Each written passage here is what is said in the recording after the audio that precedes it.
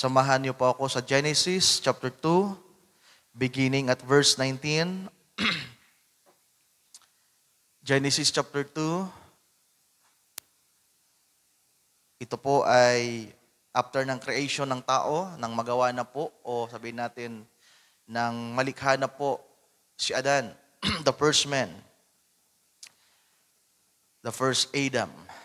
Sabi sa verse 19, "And out of the ground the Lord God formed every beast of the fields and every fowl of the air, and brought them unto Adam to see what he would call them. And whatsoever Adam called every living creature, that was the name thereof. And Adam gave names to all cattle, and to the fowl of the air, and to every beast of the fields. But for Adam there was not found an helpmeet for him. And the Lord God caused a deep sleep to fall upon Adam, and he slept. And he took one of his ribs and closed up the flesh instead thereof. And the rib which the Lord God had taken from man made he a woman, and brought her unto the man." 1 Thessalonians chapter 4, beginning at verse 1. 1 Thessalonians chapter 4, verse 1. Sabi dito, "Furthermore, then we beseech you, brethren, and exhort you by the Lord Jesus, that as ye have received of us, how ye ought to walk and to please God, so ye would abound more and more. For ye know what commandments we gave you by the Lord Jesus. For this is the will of God." Verse 3. "For this is the will of God, comma." Then verse 11. "For this is the will of God, that ye study to be quiet. For this is the will of God, that ye study to be quiet, and to do your own business, and to work with your own hands, as we commanded you." Ang Diyos magpala sa pagbabasa ng kanyang mga salita, sabihin natin amen. Amen, amen, and amen. You may be seated, mga kapatid. Hallelujah. Magandang gabi sa inyong lahat. Muli, mga kapatid, sa pangalan ng ating Panginoon, at salamat sa ating kapatid, Brother Chad, sa pangunguna. So sa gabing ito, sa hindi po paglaon at pagkaabala ng ating mga oras, ay nais ko pong ibigay sa inyo yung ating topic, yung title natin, at pinamagatan ko po itong Father's Business. Actually, bahagi po sana ng paksang ito ay para sa mga kabataan noong Sunday afternoon. Pero naiisip ko nga, habang binubulay ko yung paksang ito, sabi ko parang sayang kung sa mga kabataan lang ito maisi-share. At dahil hindi po ipinahintulot ng Panginoon na makapagtalakay tayo sa mga kabataan noong Sunday afternoon, dahil sa ilang mga adjustment at pagbabago, so minabuti ko po na sa pagbubulay ko ay ito na lang yung maging topic sa gabing ito para sa kapakanan ng bawat isa at para maging pagpapala ito sa bawat isa. So sana sa mga wala nung nakaraang Wednesday ay nasubaybayan nyo yung ating paksa na tinalakay na may title na The Beauty and Power of Silence. So meron pong kagandahan at merong kapangyarihan sa pananahimik. At kung napansin nyo yung huling mga talatang binasa natin sa 1 Thessalonians chapter 4, verse 1 to 3, yung verse 3 ay kinuha lang natin yung unang bahagi ng pagpapasimula na lahat ng mga bagay na binanggit doon ay kalooban ng Diyos. Sabi doon, "For this is the will of God, even your sanctification," then etc. Hanggang verse 10, puro kalooban ng Diyos ang nandoon. At ang verse 11 ay isa pang bahagi ng kalooban ng Diyos na napaka-importante. Nasabi dito, "This is the will of God." Ang alin? To study, to be quiet. So related pa rin sa paksa natin na tinalakay nung nakaraang Wednesday, mga kapatid. At yan ay may kinalaman sa trabaho. Ang bahaging ito ay may kinalaman sa gawain o sa mga ginagawa ng tao. Kaya sabi diyan, study to be quiet and to do your own business.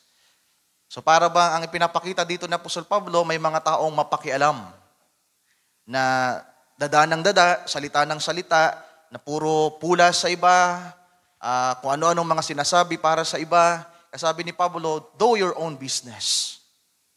At isa po sa talagang nakakalungkot na katotohanan na nangyayari sa mga tao, mga kapatid, at even sa simbahan, sa mga mananampalataya ay masyadong nagiging abala kung minsan ang mga kapatiran sa pagtingin sa iba. At abala silang makita ang mga kahinaan ng mga kapatiran, nakikita nila ang nangyayari sa simbahan, sa isang tao. Kaya sabi ni Pablo, study to be quiet. Lahat tayo ay may pagkukulang. Lahat tayo ay may pinagdaraanan sa buhay. Lahat tayo ay may kanya-kanyang sukat ng pananampalataya. Lahat tayo ay may kanya-kanyang kaloob na ibinigay ng Diyos na may paglilingkod para sa Kanya at sa Kanyang iglesia. Nakagaya ng inawit kanina, ito'y sa biyaya lamang ng Panginoon, mga kapatid ko. At lahat tayo ay guilty dahil nature ng tao, ng kalikasan natin na datihan na mamuna ng iba.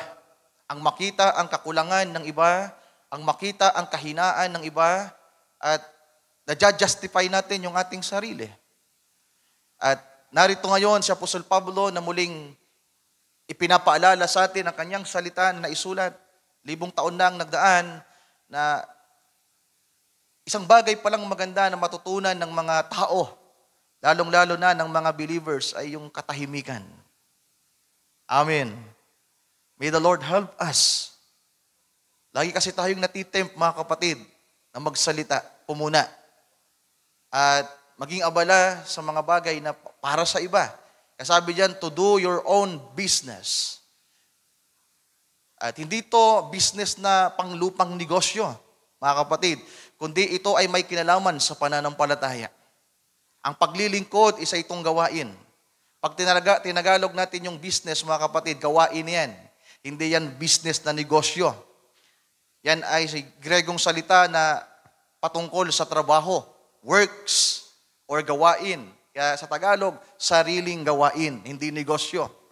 At kagaya rin yan ang sinabi ng Panginoon na may father's business.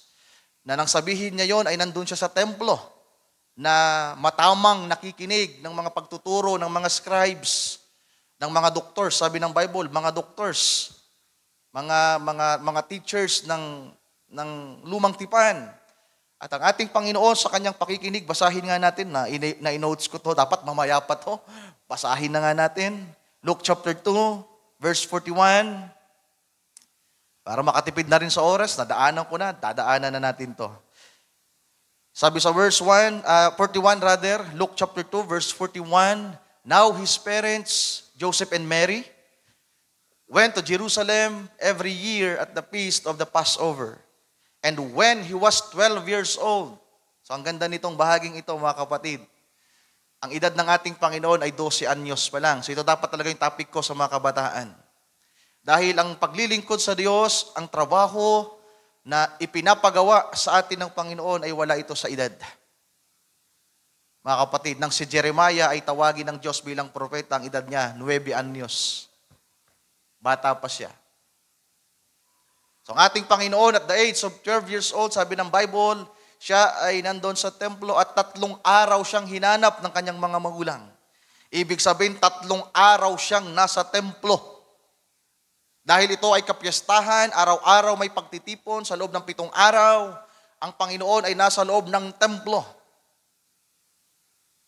At umuwi na yung kanyang mga magulang, pati yung kanyang mga pinsan, at halos 1 araw na daw po silang naglalakbay na nakpauwi na. So di na natin babasahin. Halos 1 araw na silang naglalakad, at nung magdidilim na, bigla nilang naisipang hanapin ng Panginoon, nasan si Jesus? Hinanap niya sa mga kapinsanan, wala ang ating Panginoon. Kaya anong ginawa ng mag-asawa ni Maria at ni Jose? Bumalik sila at hinanap nila ang Panginoon. At ang sabi ng Bible, after 3 days, saka lang nila nakita ang Panginoon. At alam niyo kung nasaan ang Panginoon? Sa loob ng 3 araw, nasa loob ng templo. Na nakikinig. Shortcut na lang natin, punta tayo dito sa Sa verse 44, ang ganda ng verse 44. Verse 44, Sir Mary Ann. But they supposing him to have been in the company. So yan, yung word ay literal na kumpanya. Kasi nga, may business na literal. Pero ang ibig sabihin ng company na yan ay yung mga sama-samang si Joseph, si Mary at mga pinsan. So, akala nila ay kasama nila ang Panginoon sa kumpanya nila na pauwi na. Samantalang ating Panginoon, busy sa kumpanya ng Ama. Amen. Sa templo. Then, isang araw na silang nag-journey and they sought Him. Sa mga kapinsanan, sa mga kasama, pero hindi nila nakita ang Panginoon. Then, verse 46. So, paghahanap nila, doong ikatlong araw, and it came to pass that after 3 days of searching the Lord, then they found Him in the temple, sitting in the midst of the doctors. Ito ang maganda sa ating Panginoon, mga kapatid. Habang nakikinig, nagtatanong. Kaya nga nabulay ko to, talagang magandang merong question and answer sa church. At ginawa natin to sa mga young people nung nakaraan at naging successful, mga kapatid. At matagal ko na rin pong iniisip na magkaroon ng question and answer sa simbahan, sa gawain. At maybe ito na yung go signal ng Panginoon dahil binulay ko talaga to na ang ganda naman kasi na talagang pagkatapos ng gawain ay merong question and answers. So Lord willing, sa mga susunod na pagkakataon ay maisama natin yan sa program natin na merong isang panahon. It's either once a month ay magkaroon tayo ng questions and answers, mga kapatid. So ang ating Panginoon ay nakikinig ng maayos at kasabay na ay nagtatanong siya, mga kapatid. At pagdating sa verse 48, laktaw tayo, verse 48, and when they saw him, they were amazed. And his mother said unto him, Son, why hast thou thus dealt with us? Bakit mo ginawa to sa amin? Bakit ka humiwalay sa amin? Pauwi na tayo dapat. Pero bakit andito ka ngayon? Sabi diyan, Behold, thy father and I have sought thee sorrowing. So 3 araw silang naghanap na nalulungkot, nalulumbay at may pag-aalala sa ating Panginoon. Then verse 49, and he said unto them, ang ating Panginoon, sabi niya, How is it that ye sought me? Wist ye not that I must be about my Father's business? So sa murang edad ng ating Panginoon sa pisikal, mga mahal kong kapatid, at 12 years old, at the age of 12 years old, alam niya kung ano ang kanyang trabaho dito sa lupa. Alam niya kung para saan ang kanyang buhay, para saan ang kanyang lakas, at kung ano ang pinaka-prioridad niya. Bakit siya nabubuhay sa mundo? At ito ang nais kong bigyan natin ng pansin sa gabing ito, mga kapatid, patungkol sa gawain ng ating Ama. At ano ang meron dito? Alam ba natin kung ano yung gawain ng ating Ama? Alam nyo ba kung ano ang inyong mga gawain? What is your business? At ano ang benefits, ano ang meron sa paggawa, sa gawain ng Ama, mga mahal kong kapatid. So mamaya ay magbabasa tayo ng ilang mga talata. So balikan natin yung 1 Thessalonians, sabi sa verse 3, verse 1, Sir Mary Ann, 1 Thessalonians chapter 4, verse 1, namamanhik si Apostol Pablo sa mga kapatiran. Sabi diyan, Furthermore, then we beseech you, brethren, nakikiusap kami sa iyo, sa inyo mga kapatid, at kami ay nangangaral sa inyo sa pamamagitan ng Panginoong Hesus, na kung paanong inyong tinanggap, tagalogin mo nga, Sir Mary Ann, na ayon sa inyong tinanggap ninyo sa amin, na kung paanong kayo'y dapat magsilakad at magbigay lugod sa Diyos, na gaya ng inyong paglakad upang kayo'y magsipanagana ng higit at higit. Amen. Bound more and more. Kung nais wala nating sumagana, mga mahal kong kapatid, dapat alam natin yung trabaho natin sa Diyos. Kung nais pala nating pagpalain, lumago sa pananampalataya, lumago sa spiritual na buhay, at pasaganain ng Diyos sa lahat ng bagay, dapat alam natin kung ano yung ating ginagawa. Ano yung paglakad natin. Hallelujah, sa buhay na ito sa pananampalataya. At ito daw ang kalooban ng Diyos. Verse 3, for this is the will of God. Then verse 11, to do your own business.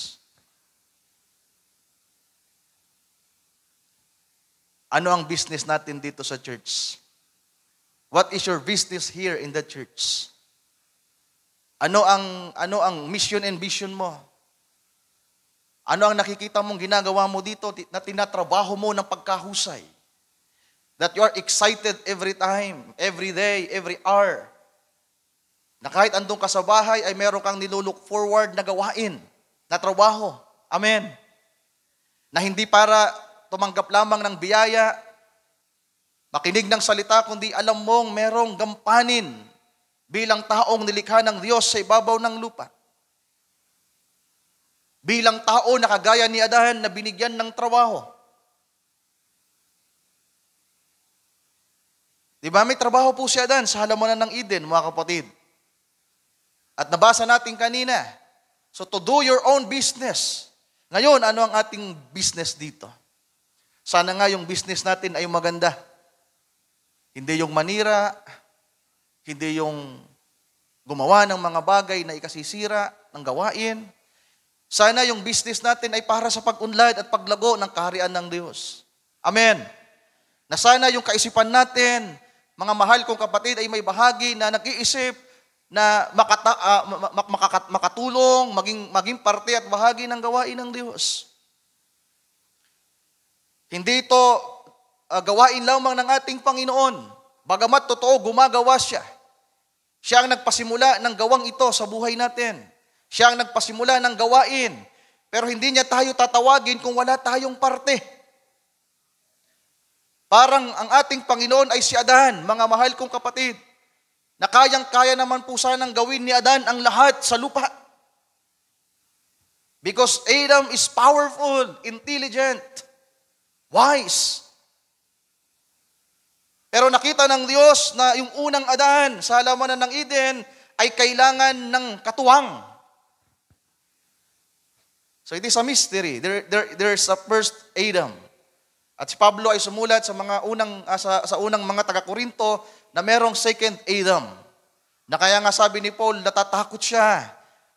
Siya ay merong makalangit na paninibugho na baka ang mga mananampalataya ay maging kagaya ni Eva.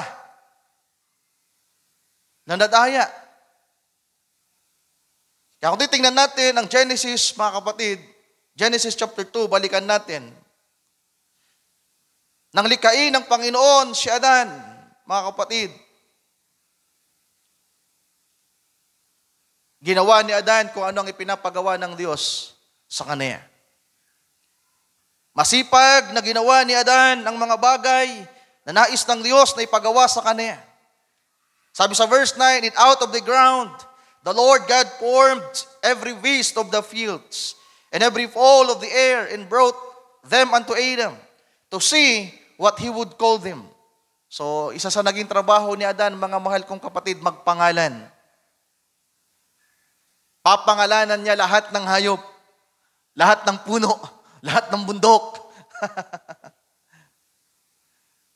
At kung ano ang ipinangalan ni Adan sa mga hayop na ito, sa mga punong ito, mga mahal kong kapatid, kung meron tayong akasya, sa Book of Genesis, meron nang na-record na akasya. Merong mansanas hanggang ngayon. Hallelujah! Sapagkat ang nagpangalan nito, ang trumabaho nito, ay si Adan. At masipag na ginawa ni Adan ang kanyang trabaho na pinapagawa ng Diyos sa kanya. At sabi ng Diyos, nais kong makita paano gagawin ito ni Adan. Nagmamasid ang Diyos, tumitingin ang Diyos kung paano gagawin ng isang anak ng Diyos ang kanyang trabahong gagawin. Sabi ng Bible, hallelujah, sabi dito sa verse 19 na binabasa natin, dinala ng Diyos kay Adan ang mga hayop upang kanyang tingnan, Tagalogin mo nga, Sister Mary Ann. At pinagdadala kay Adan sa lalaki upang maalaman kung anong itatawag niya sa mga yon. So nais ng Diyos na makita at malaman paano gagawin ni Adan yung trabaho niya. And verse 20, and or Adam gave names to all cattle. Lahat ng mga hayop sa parang baka, damulag, kambing, tupa, lahat ng hayop, pinangalanan niya.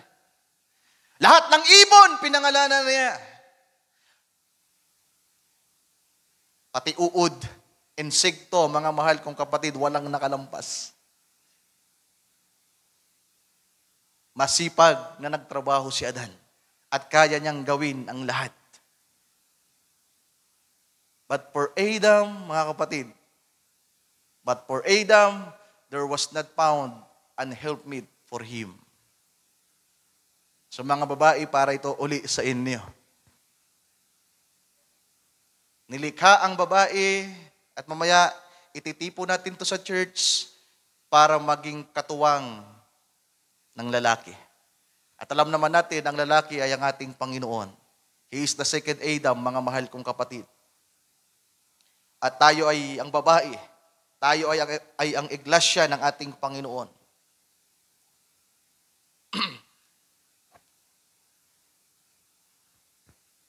At pagkatapos, nilikha ng Panginoon ang babae, mga kapatid.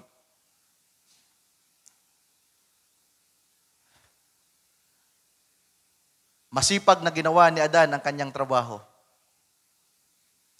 Kasi mga kabataan, mga kapatid ko, huwag kayong mag-alala. Nakikita ng Diyos ang lahat. Maging masipag lang kayo sa kanyang gawain, ang Diyos ang magbibigay ng kailangan niyo. Mga brothers, kung kailangan niyo na magiging asawa, katuwang sa buhay, maging masipag lang kayo sa gawain na ipinapagawa ng Diyos sa inyo. Hindi kayo ang maghahanap, ang Diyos. At dadalhin mismo sa inyong harapan. Merong tamang lugar, merong tamang panahon na makikilala mo kung sino ang nakalaan sa iyo. Kapag abala kang gumagawa sa kanyang kaharian. Lahat ng kailangan ng tao, lahat ng kailangan natin, mga mahal kong kapatid, kailangan mo ng sasakyan, huwag kang mangarap ng sasakyan.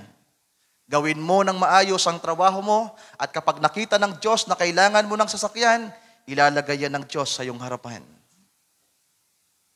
Hindi mo kailangang mangarap ng anak. Gawin mo lang ang trabaho mo na pinapagawa ng Diyos sa iyo. At kung alam ng Diyos na kailangan mo ng magiging mga anak, para maging support system along the way, balang araw, bibigyan ka ng Diyos ng anak. Kung kailangan mo ng magandang bahay, malaking bahay na may 2 kwarto, may 3 kwarto, sapagkat darating ang panahon na may mga taong bibisita sa iyo, tutulog sa iyo, titira sa inyo, mga kapatiran, then maging abala ka lang sa gawain ng Diyos ngayon. Amen. Dahil kung gagawin natin ang kanyang kalooban, ang kanyang gawain, mga kapatid, sabi ng 1 Thessalonians chapter 4 verse 1, mananagana tayo. You will be abound more and more. Kailangan lamang alam mo kung ano yung ginagawa mo. Kung ano yung prioridad mo. Hallelujah. Kasana tumatak to sa inyo, mga kapatid ko. Nung mga nakaraan, pinagbubulay ko to. Ano man ang kailangan natin, kapag nakita ng Diyos na kailangan mo, ibibigay niya. Kailangan mo ng bahay, huwag kang mangarap ng bahay. Hindi naman masamang mangarap. Pero alam nyo, mga mahal kong kapatid, ang ibinibigay ng Diyos sa atin, higit pa sa ating pinapangarap. Sa mga wala pang bahay, walang sasakyan, wala pang rep, napakainit ngayon, gusto yung tubig na malamig.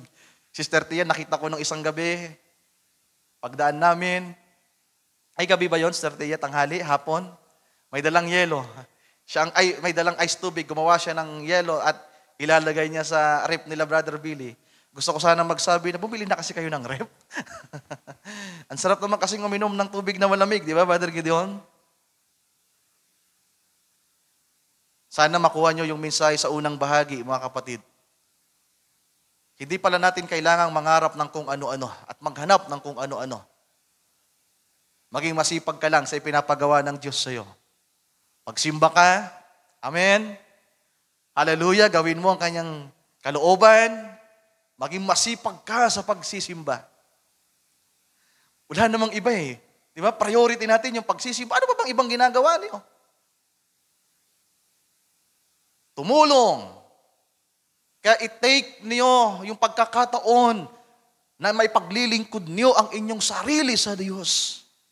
Miyerkules na lang at Linggo na pwede nating makita yung sarili nating abala na gumagawa sa Kanyang gawain. Ibigay natin ang para sa Kanya. Huwag niyong alalahanin kung ano ang kailangan niyo. Sapagkat nakikita ng Diyos kung ano ang ating kailangan. At kung abala nating ginagawa ang Kanyang kalooban, mga mahal kong kapatid, nakita ka ng Diyos na pagod na sa kakalakad papunta sa gawain. Walang imposible sa Kanya. Amen. Ay, lapit-lapit lang naman ang bahay nyo. Hindi kayo bibigyan ng Diyos ng Montero dito. Pero kung magiging masipag kayo sa paghayo sa labas, at meron kayong puso na makatulong sa gawain ng Diyos, God will bless you. Hallelujah. Ang ginawa lang ni Adan, mga kapatid, magtrabaho. At nung si Eva ay dumating, andito yung problema. Dahil yung asawa ni Adan, isa sa naging problema niya, natuto agad maglakwat siya. Natuto agad magmarites. Yung hindi niya trabaho, trinabaho niya. Yung hindi pinapagawa sa kanya, ginawa niya. Na dapat sana ang babae, andun ka lang sa posisyon mo. Na dapat sana doon ka lang sa dapat mong ginagawa. Katuwang ng iyong asawa. At itong problema sa ating panahon, mga kapatid ko. Anong nangyari? Yung napaganda sanang trabaho na pinapagawa ng Diyos kay Adan, nasira. At nais i-restore ng Panginoon ang napagandang trabaho ng Diyos para sa atin. Amen. Alam nyo, kakamaritis natin, kakamaritis ninyo, kakalakwat siya ninyo na hindi ayon sa gawain ng Panginoon ang gagawin. Walang sharing. Yung sister, papasyal sa bahay ng isang sister, pag uwi, ang dami ng dala. Alam mo ba? Ano? Pero minsan nakakatulong din kayo, salamat. All things work together for good pa din. Yung kamaritisan nyo, kung minsan nakakatulong pa rin. Salamat pa rin sa Panginoon. Tama yung sinabi ng Biblia, even when the enemy meant for evil, He turned it for our good. Pero mayroon namang ibang paraan ng Diyos dapat sana eh. Pero salamat na lang, mabiyaya ang Diyos sa inyo mga sister at sa atin mga brother. Pwede ba nating palakpakan ng ating Panginoon? Kung minsan, abalang-abala tayo sa mga bagay na hindi ayon sa Kanyang kalooban. Alam niyo mga kapatid, yung mga masipag magtrabaho, si Brother Wilson, naalala ko lagi, ang sipag nilang magtrabaho ng kanyang asawa, Sir Lalay sa Maynila. Pero anong naipundar nila? Wala. Kaya namamangha ko sa client ni Brother Wilson, yung client niya, na-client pa rin niya hanggang ngayon. Yung pinautang siya ng halos 1,000,000. Kaya napagawa nila yung bahay nila. Diba? Nakakisame, may aircon. Hindi yan gawa ng tao. Biyaya yan ng Diyos, mga kapatid. May ginamit na tao para sa kanila. Sabi ko nga kay Brother Wilson, nung nag-sharing kami nung isang araw, sabi ko, napakapalad mo sa kliyente mong yan. Kasi hindi naniningil. Isang araw, kung di mo mabayaran yan, di ka na yan sisingilin. Regalo na yan sa'yo. Kaya kung uunahin lamang natin, naaalamin, ano ba ang ipinapagawa ng Diyos sa atin at kung magiging masipag tayo, hindi tayo pagkukulangin ng Panginoon. Kaya ang tanong ko sa gabing ito, mga kapatid, alam nyo ba ang inyong ginagawa? What is your business here? Sagutin nyo sa inyong isip. Ano nga bang, bakit ba ako andito? Sana hindi ka nandito para manira. Sana nandito ka para maging katuwang. Amen. Katuwang natin ng isa't isa at tayo ay katuwang ng ating Panginoon sa kanyang napakadakilang gawain. May trabahong ipinapagawa ang Ama sa ating Panginoong Jesucristo. At kaya niya tayo tinawag, pinili, mga mahal kong kapatid. Kaya tayo inilagay ng Ama sa harapan ng ating Panginoong Yesus. Di ba sabi ng Bible, napakapalad ng mga taong ang Ama ang nagpapalapit sa akin. Ito'y kalooban ng Ama, haleluya, na tayo ay dinala sa ating Panginoong Jesucristo. Para saan, mga mahal kong kapatid? Para maging katuwang ng ating Panginoon. Sa John chapter 9, isa sa mga sinabi ng ating Panginoon ang bahaging ito. John chapter 9, verse 4. Sa Tagalog, John 9:4, sabi ng ating Panginoon, kinakailangan nating gawin ang mga gawa niyang nagsugo sa akin samantalang araw. Dumarating ang gabi na walang taong makagagawa. So habang meron pa tayong pagkakataon, mga mahal kong kapatid, gumawa tayo na kasama ng ating Panginoong Jesucristo. Hallelujah. At meron pong benefits, mga kapatid, sa pagiging masipag na paglilingkod sa Diyos. Gaya ng binanggit ko, kung paanong si Adan, ang Diyos ang nagbigay ng magiging katuwang ng mga bagay na kailangan niya, ganun din po sa atin. Kaya sa mga kabataan, alamin nyo lang kung ano ang trabaho nyo sa gawain ng Diyos. Maging masipag kayo, huwag kayong maghanap ng maghanap, ang Diyos ang magbibigay sa inyo. Amen. Okay ba yon? Mapapagod lang kayo kung maghahanap kayo at pwede kayong makasira pa. Just wait for the right time. Alam ng Diyos ang kailangan ninyo. So sana alam natin at malaman ninyo, mga kapatid, kung ano ang inyong business dito sa church, sa gawain ng ating Panginoon. At kapag ito ay malalaman natin at gagawin natin ng maayos, then hindi tayo pagkukulangin ng ating Panginoon, mga kapatid. In Proverbs, basahin natin ito. In Proverbs 22, verse 29, in KJV, tapos babasahin natin sa Tagalog, sabi diyan, "Seest thou a man diligent in his business?" Nakakita ka na ba ng taong napakasipag sa kanyang gawain? Nagtatanong ang Panginoon sa talatang ito. Nakakita na ba kayo ng isang taong masipag sa kanyang ginagawa? At kung nakakita na kayo, sabi diyan, siya ay tatayo sa harap ng mga hari. Amen. Amen. Hallelujah. At hindi siya tatayo sa mga taong mangmang. Tagalogin natin. Nakikita mo ba ang taong masipag sa kanyang gawain? Nakakita ka na ba ng taong masipag sa kanyang gawain?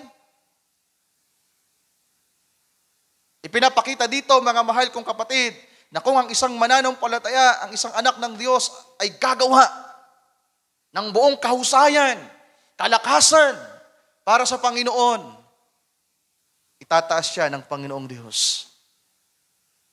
Isang araw, sabi diyan, tatayo siya sa harap ng mga hari. Hari din siya eh. Diba ang ating Panginoon, siya ang hari ng mga hari. At kung tayo ay part ng nobya ni Kristo, all of us are kings. At kung isa ka sa naging masipag na lingkod ng Panginoon, kasama mong haharap sa hari, ang mga haring kasama mo. Amen. Ang ating Panginoon, tatawagin siya sa millennium na the King of Kings. Mula sa binhi ni Abraham ay pinalitaw ng Diyos ang mga hari. At kung nais nating maging hari, mga kapatid, sipagan natin ang ating ginagawa na paglilingkod sa Panginoon. May the Lord forgive us. Nung mga nakaraan, nagbubulay ako, mga kapatid. Well, may magandang nangyari nang maibalik yung gawain dito, pinag-convine yung palso, Ocampo, Bula, pero there is guiltiness sa puso ko. Na naghahanap ako ng misyon. Hindi lamang para sa akin, kundi sa mga kasama kong manggagawa dito at mga brothers na nandito. Hindi lang tayo pang simbahan, pang building, mga kapatid. Meron tayong dapat gawin. Guilty ako, guilty tayong lahat. Nahihiya ako sa Panginoon. Itong nakaraang linggong ito yung binubulay ko. Bagamat natutuwa ako na tila ba masaya na tayo. Kinukumusta ko ang mga taga-Buhi, taga-Ocampo, kumusta ka ko yung naging pagbabago natin. Sabi nila mas maganda, Brother Ryan. Sabi ko, nakikita ko rin na may kagandahan. Pero nung mga nakarang araw, may kalungkutan na sa puso ko. We need mission. At sana may mga lalaki ditong magiging masipag sa gawain ng Diyos. Amen. Tulungan nawa tayo ng Panginoon, mga kapatid ko. Si Apostol Pablo may sinulat. Basahin natin ang karagdagang mga paalala ni Pablo. Romans 12:11.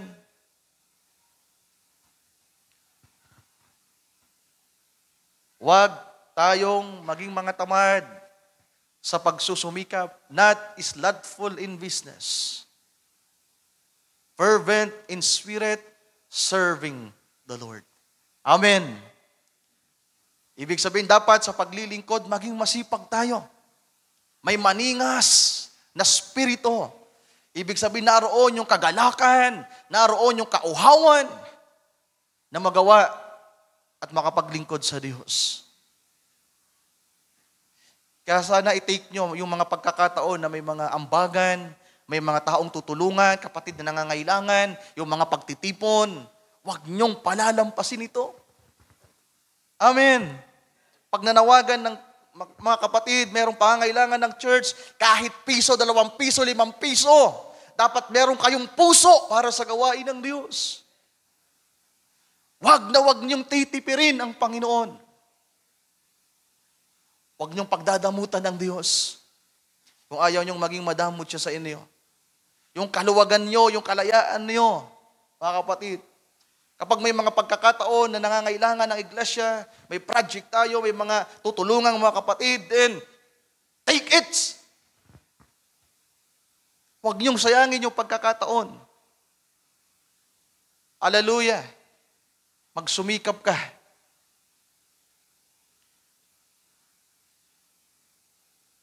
May maningas na spirito sa paglilingkod. Sabi pa ni Pablo sa 1 Corinthians 15:58, alam niyo mga kapatid, sa mga ambagan natin, mga pledges natin, ipapaalala ko lang sa inyo. Nagigrieve po ako kapag tinitingnan ko yung Google spreadsheet namin ni Brother Wilson. Ayaw ko naman po makialam kay Brother Wilson paano niya pinamamahalaan yung ating finance. Pero every time na tinitingnan ko yung spreadsheet natin, nalulungkot ako. Dahil may mga kapatid na nag-commit since January until now, bakante ang kanilang sheet. Paalala ko lang to sa inyo, mga brothers. Hindi para pagalitan kayo, hindi para ipahiya kayo, di ko naman sinabi kung sino, walang pangalan dito. Ito'y paalala sa inyo. Dahil pag sinabing pledge, mga kapatid, nangako ka. 50, 20, 100, kung magkano man. Hindi yun laro.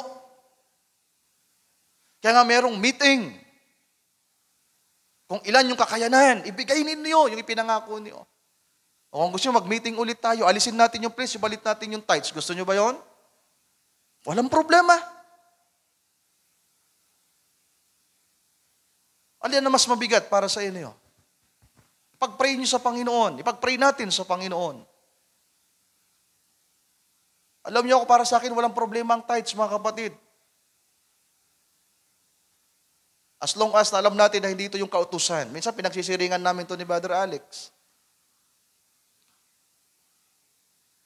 Alam niyo, mas magaan na nga yung pledge, mga kapatid. Kasi kayo yung nagpapasya kung ilan yung kaya niyo. At nakadepende sa inyo kung meron o wala.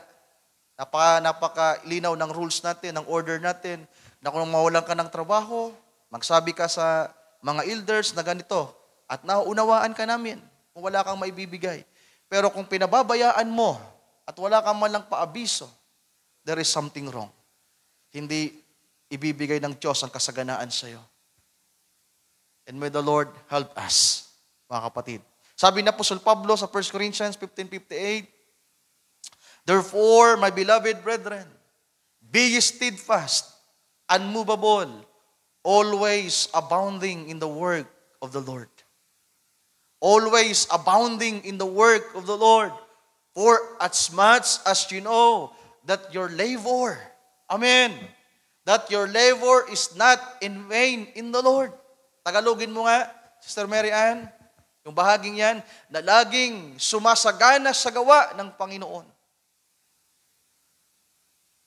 Kaya kung wala kayong ma-take note na ginagawa niyo, mag-pray kayo sa Panginoon. Alam niyo, napagandang marinig ang mga kapatid na nagsasabing, Brother Ryan, ano po kaya ang pwede kong maging part sa gawain? Ministry na maging part ako.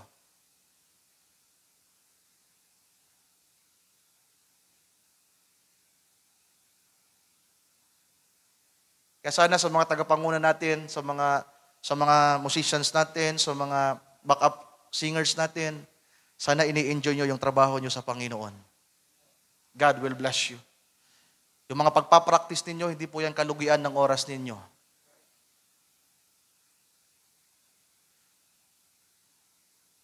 Hindi kayo pababayaan ng Diyos kung ginagawa nyo yan ng merong kasiyahan at kasipagan sa inyong puso. Sa mga tagapanguna, minsan na lang kayong manguna. Dapat excited kayo. Hindi dapat madali para sa inyo ang pas muna. Kung ikaw ay committed na, nailagay yung pangalan mo dyan, ako mga kapatid, hindi sa pagtataas ng aking sarili. Nung ako ay young people pa, hanggat maaari nga, lahat ng mag-withdraw, ayaw, sa akin mapunta. Kahit may trabaho ako, minsan yung trabaho ko, panggabi ako, mga kapatid. I'm always excited. Bakit? Ang sarap naman kasing manguna sa gawain ng Panginoon. Napakasarap umawit. Di ba? Kasana yung mga nangunguna sa atin, i-enjoy nyo yung pangunguna. Ako, linilikturan ko din yung sarili ko. Kasi minsan nalulungkot din ako, pinanghihinaan din ako. Pero nang ito ilagay ng Panginoon sa aking puso't kaisipan, Lord, gusto kong ma-enjoy ang pangunguna ko. Hindi yung pangunguna lamang sa gawain kundi bilang tagapanguna ninyo. Na masaya akong pinapangunahan kayo. Na hindi galit yung nasa puso ko, tampo, inis o ano paman. Nakagaya na sinabi ni Pedro ba yun o ni Pablo? Na sana yung mga mananampalataya, ibigay nyo yung double honor, double respect, para yung mga manggagawa, nagtatrabahong hindi masama ang loob. Nabasa nyo yun? Naalala nyo ba yung talatang yon? Na yung mga manggagawa, hindi magtatrabaho sa ubasan ng Diyos na mabigat yung kanilang kalooban. Bakit? Andyan kayong nakasuporta. Likturan natin yung sarili natin. Ako, mga kapatid, nililikturan ko ang sarili ko. Pinapangaralan ko ang sarili ko. Alam ko maraming pagkukulang si Brother Ryan. I know that. Sana kayo din. At inihingi natin to ng tawad sa Panginoon. Inihingi natin to ng tulong sa Kanya. Hallelujah. Na sana magawa natin ng higit na mas mainam yung bagay na ipinagkatiwala sa atin ng ating Panginoon. So sabi ng Bible, hindi daw po mawawala ng halaga o kabuluhan ng ating paglilingkod sa ating Panginoon. Then Hebrews chapter 6, verse 10, sa Tagalog, Sir Mary Ann, sapagkat ang Diyos ay hindi liko upang limutin ang inyong gawa at ang pag-ibig na inyong ipinakita sa Kanyang pangalan, sa inyong paglilingkod sa mga banal, at hanggang ngayon nagsisipaglingkod kayo. Amen. Verse 11, at dinanasa namin na ang bawat isa sa inyo ay magpakita ng gayon ding sikap. Diba? Hindi lang to para sa isa, sa dalawa, o sa mga manggagawa, para ito sa lahat ng nobya ni Kristo. Sapagkat tayo ang Eva sa ating panahon. Nilikha tayo para maging Eva ng ating Panginoong Diyos. Amen. He's the second Adam.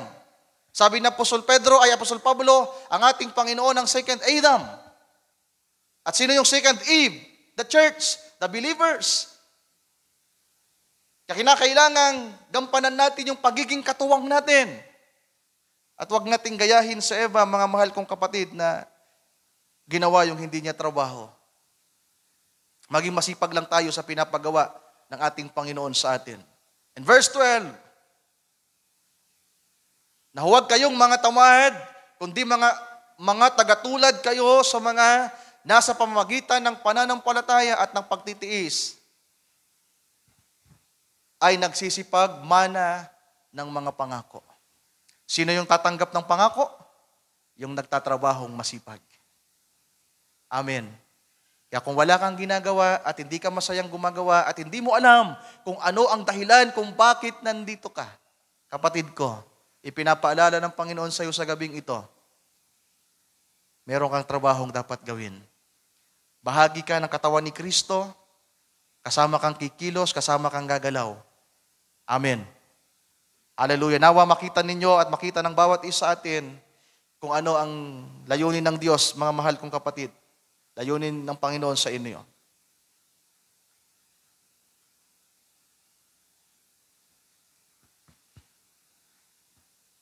Hallelujah.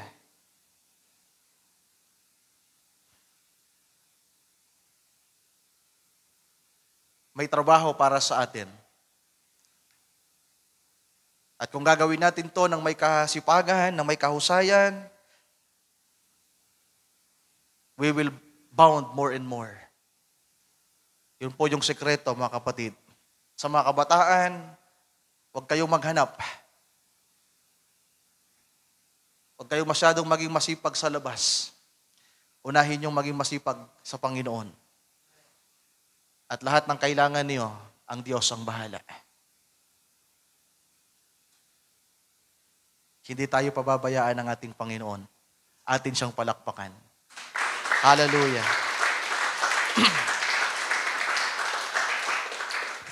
Yun lang, mga kapatid. Sana naipaabot ko sa inyo ang isang napakasimpleng, napakahalagang paksa sa gabing ito. Tayong lahat ay magsitayo. Ating awitan ng ating Panginoon, isang awit, mga kapatid, bago tayo mag-closing prayer. So alam ko, maikli lang ito, pero alam kong yung mga bahaging akin ay pahayag ay sapat para muling makapagpaalaala sa atin. At kung meron man tayo mga pagkukulang, ay mapagnilay-nilay natin. Mahingi natin ng tawad sa Panginoon, ng pamanhin. Mga kapatid, bago ito dumating sa inyo, ako muna ang unang tumanggap ng mensaheng ito. And I'm guilty. I ask for forgiveness, ng guidance, ng tulong sa Panginoon para magawa ko po ng higit, magawa ko ng mas mainam ang ipinagkatiwala ng Panginoon sa akin. At sana sa inyo din po, mga kapatid ko. Alam nyo, napaka-pribilehiyo ninyo natin, napaka-privilege natin sapagkat binigyan tayo ng ating Panginoon ng trabaho. Kanina may nakita akong nag-post sa TikTok. Binidyohan niya yung Epson. Ang naalala ko si Sister Roslyn.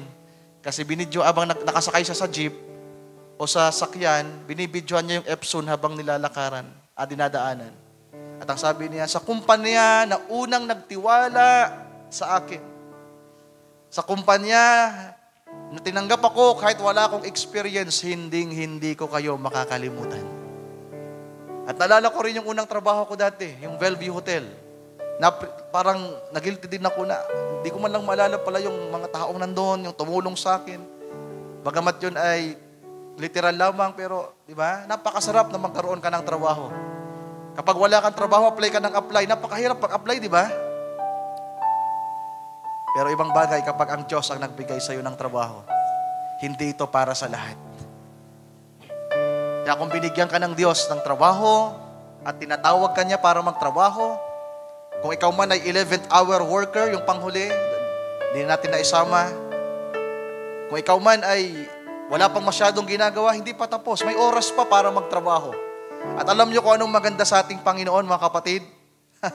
Doon sa talinghaga ng 11th hour worker, kahit late ka nang nagtrabaho, pero nung ma-realize mo na kailangan mo magtrabaho at tinawag ka ng Diyos at nagtrabaho ka ng maayos, yung rewards ng mga nagtrabaho nung una, parehas lang sa reward mo. Amen. Hallelujah. Ganyan kabuti ang ating Panginoon. Kaya kung wala pa tayong masyadong ginagawa, hanapin nyo, mga kapatid. Hanapin nyo. Hindi kayo nandito para umupo lang diyan. Hindi kayo nandito para manira, para humanap ng butas. Nandito kayo para maging parte ng katawan ni Kristo. Hallelujah. At nais ng Diyos sa pagpalain kayo at ibigay ang mga pangangailangan niyo. Amen. Bawit tayo ng isang awit, mga kapatid. I know I am the bride. Awitin natin yan in English din sa Tagalog. Kung ikaw ay isa sa nobya ni Kristo, nais ng Diyos na gumawa ka. I will do anything. Amen. I will give everything to you alone. Awitin natin yan. Napakaaga pa ng oras natin. Makakaawit tayo ng malaya sa ating Panginoon. By faith, claim it that you are one of the bride of Christ. I know I am the bride that you're returning for. Dressed in garments white and wrinkle-free. Hallelujah. I have no earthly love that I'm holding to. You're the one means everything to me. I will sing and I will sing. Hallelujah. Binigyan ka ng Panginoon ng pagkakataon na umawit sa Kanya. Awitan mo siya. By faith. Kung hindi mo ito nagagawa sa bahay mo, may pagkakataon ka para umawit sa Kanya. Sa mga tumutugtog, ibigay niyo ang pinaka nararapat sa Panginoon. Once in a week lang ito. Wednesday, Sunday. Mga kapatid ko, minsan pa, I know I am the bride. Lord, salamat sa iyong pagpapalaala sa amin sa gabing ito. Salamat, Panginoon, sa pagtuturo, pangangaral. Salamat sa iyong pagpapaunawa. Hallelujah. I have no earthly love that I'm holding to. Hallelujah. You're the one who means everything. Yes, Lord. Hallelujah. I will sing. I will worship you. I will bow myself down humbly at your throne. I will, Lord, mangyari nawa ito sa bawat isa sa amin na magagawa namin ang lahat para sa iyo. Tagalog, awitin natin, mga kapatid. Alam kong ako'y isa sa nobya ni Jesus. Amen. Mananalisay at malinis. Amen. Hallelujah. Walang angking katwirang maihahayahan. Ikaw lamang lahat sa akin.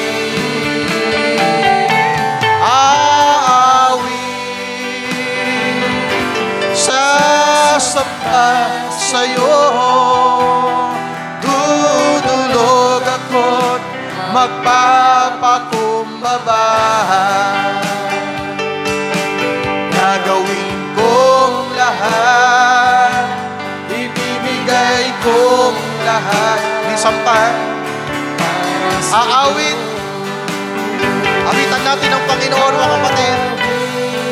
Lord, salamat sa pribilehiyo na makaawit sa iyo. Salamat, Panginoon, na natuto kaming umawit sa iyong pangalan.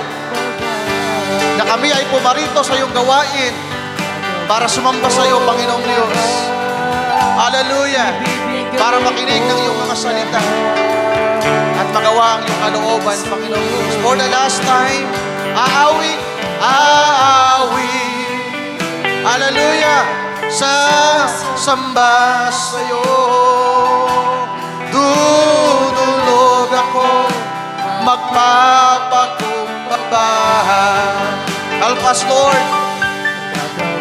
Guide us, Lord. Ibibigay kong lahat para sa'yo. Gagawin ko ang lahat. Gagawin kong lahat ibibigay kong lahat para sa'yo. Amen, amen, and amen. Mga kapatid, pwede ba nating sabihin, amen? Siya nawa, mangyari nawa, mga kapatid. Hindi pa natin kaya sa ngayon, no? Na magawa ang lahat, na maibigay ang lahat. Hindi pa natin kaya. Pero araw-araw, habang tayo ay papalapit sa mga pangako niya, sa katuparan ng kanyang mga pinangako, mga kapatid,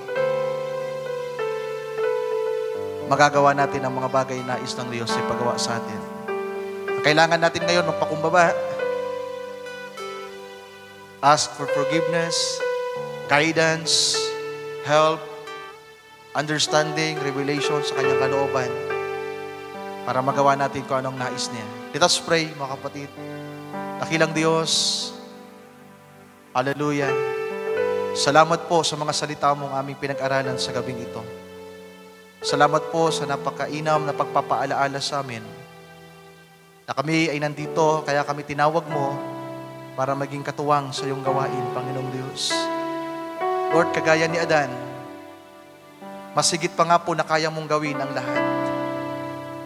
You are the creator of all things. You are the author and finisher of our faiths.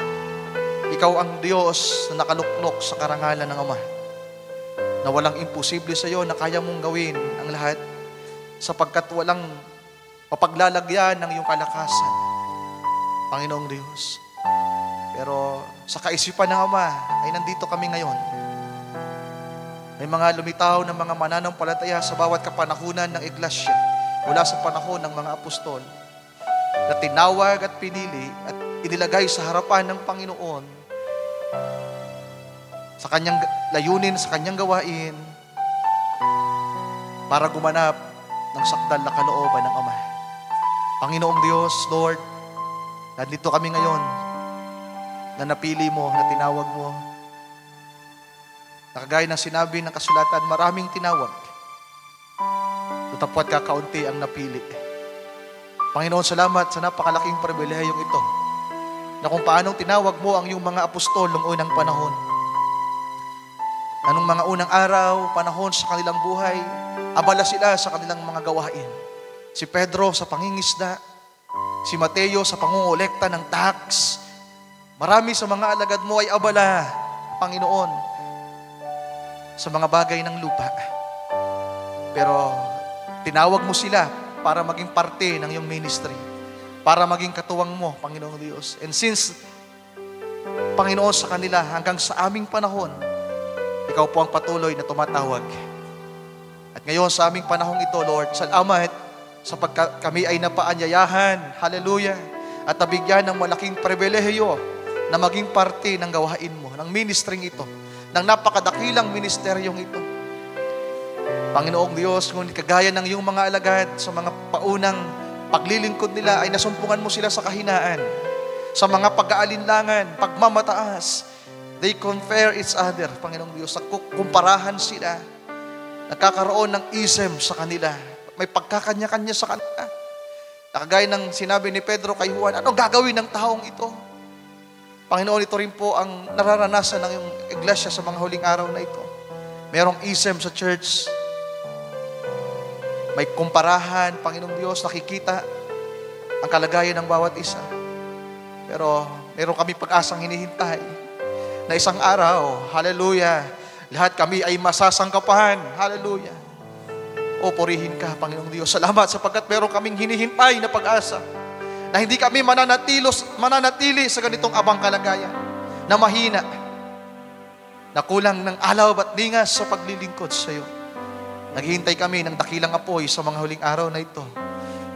Hallelujah, nasasama sa amin, nalulukob sa amin upang magawa namin, Panginoong Diyos, ang nais mo. Lord, patuloy kami maghihintay sa iyo, sa iyong mga pangako, sa iyong mga salita na mangyari ito, Panginoon.